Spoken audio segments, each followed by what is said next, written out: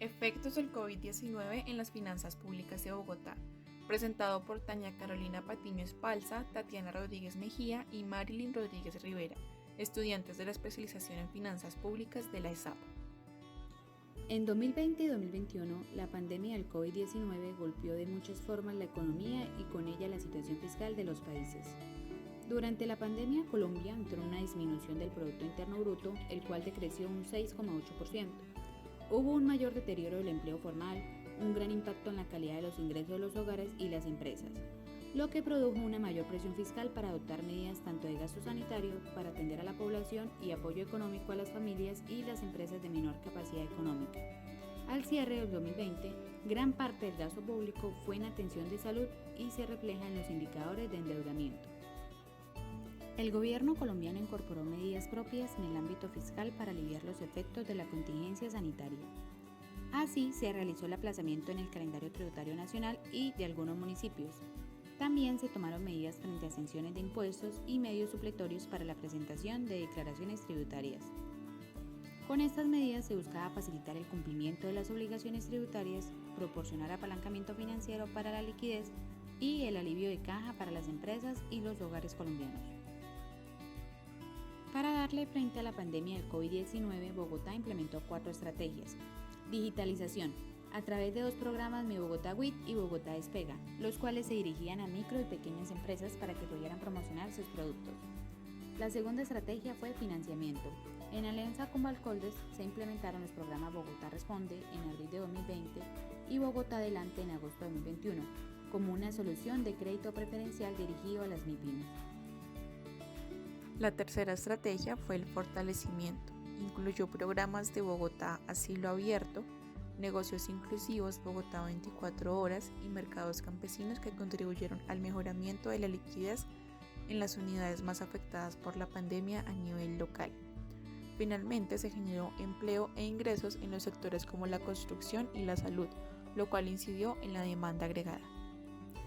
Estas estrategias generaron cambios en las finanzas, como se puede evidenciar en el gráfico donde se muestra la capacidad de autofinanciamiento del funcionamiento, es decir, los gastos de financiamiento sobre los ingresos corrientes de libre destinación, el saldo de la deuda final sobre los ingresos corrientes y la magnitud de la inversión, es decir, el porcentaje de la misma frente al gasto público.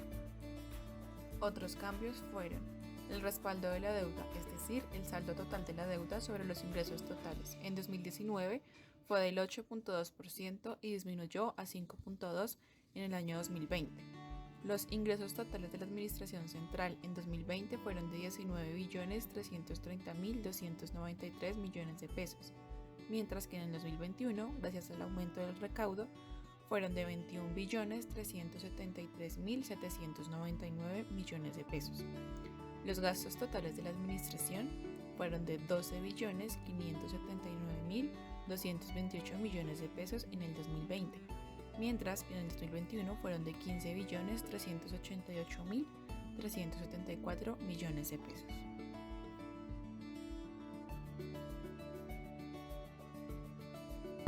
Lo que reflejó la coyuntura es, no estamos preparados, nunca hemos estado preparados para un evento de esa naturaleza. Es claro que se mostraron las grandes diferencias de una sociedad definitivamente dividida, en donde la gran mayoría son personas que no tienen recursos. Bogotá se acerca prácticamente a 9 millones de habitantes. Uno podría asegurar que la gran mayoría, el 90% de las estadísticas son muy amplias, viven en condiciones de pobreza. Y lo que develó el COVID fue eso. El COVID mostró al mundo entero lo que es Bogotá, la realidad de Bogotá. ¿Qué pasó en Bogotá? Pues se quebraron la gran mayoría de las organizaciones.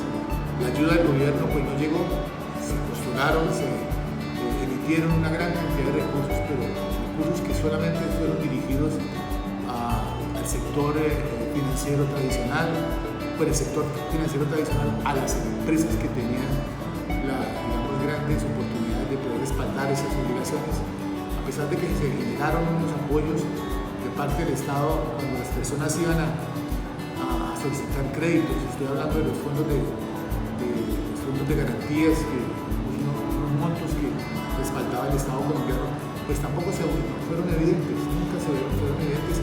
La persona que llegaba a solicitar un crédito, lo primero que le pedían eran garantías reales. Los endeudamientos son necesarios para planificar el desarrollo de una región, siempre y cuando los emprendimientos se garanticen con desarrollos que sirvan y que tengan la tasa de retorno, que se retorne finalmente la inversión. Si esas inversiones van a estar asociadas seguramente a infraestructura, mejora tecnológica, muy probablemente esos préstitos se van a recuperar, o sea, son necesarios. Ahora, ¿qué garantías hay de que evidentemente esos recursos se apliquen, se destinen para lo cual fueron solicitados? Es ahí la incertidumbre, pero es innegable que se requieren recursos para poder financiar desarrollos a nivel de infraestructura, a todo nivel. Yo estoy seguro que no solamente la infraestructura vial, tecnológica, en salud, hay que invertirle definitivamente a todo lo que tiene que ver con la infraestructura que debe tener una región como Bogotá, que es inmensa, por supuesto. Seguramente estará justificado desde el punto de vista de las cifras. Aquí lo importante es garantizar que esa infraestructura llegue a donde se necesita y que no se quede en el camino, que es desgraciadamente es una de las prácticas más frecuentes en el país. Llamamos todo la corrupción. Ya tenemos experiencias históricas, muchas. La idea es que ojalá en esa oportunidad haya suficiente control social para que digamos, impacte realmente esos recursos impacten positivamente a toda la población de Bogotá.